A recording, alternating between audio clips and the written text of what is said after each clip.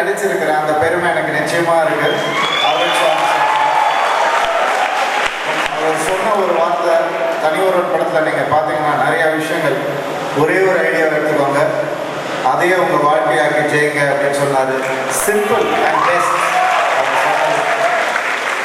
அந்த மாதிரி தனி ஒருவனில் நிறைய டைலாக்ஸ் அந்த மாதிரி இருக்குது. அதெல்லாம் சிலதெல்லாம் படத்தில் வரல, லென்த்துனால தூக்கிட்டோம். அதில் ஒன்று நான் உங்ககிட்ட சொல்லணும்னு ஆசைப்பட்றேன். எங்கள் அண்ணனுடைய டைலாக் ஒன்று ரொம்ப பிடிச்ச டைலாக்.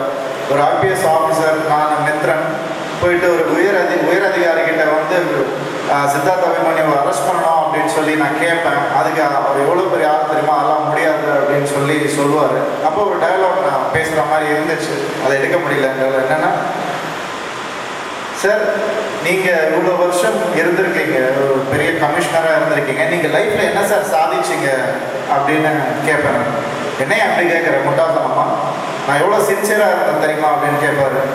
திருப்பி நான் கேட்பேன், இல்லை சார் நீங்கள் லைஃப்பில் என்ன சாதிச்சிங்க சார், ஏன் திருப்பி இப்படி பேசுகிறேன், நான் சின்சியராக இருந்தேன் 20 வருஷமானு சொல்கிறேன்ல அப்படின்பாரு.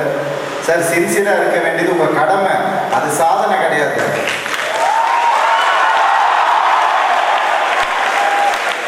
அப்படின்னு ஒரு வேலை எடுக்காமல் போயிட்டாங்க. சரி, எங்கேயாவது பேசி உங்ககிட்ட சொல்லிடலான்னு ஆசைப்பட்டு பேசுகிறேன்.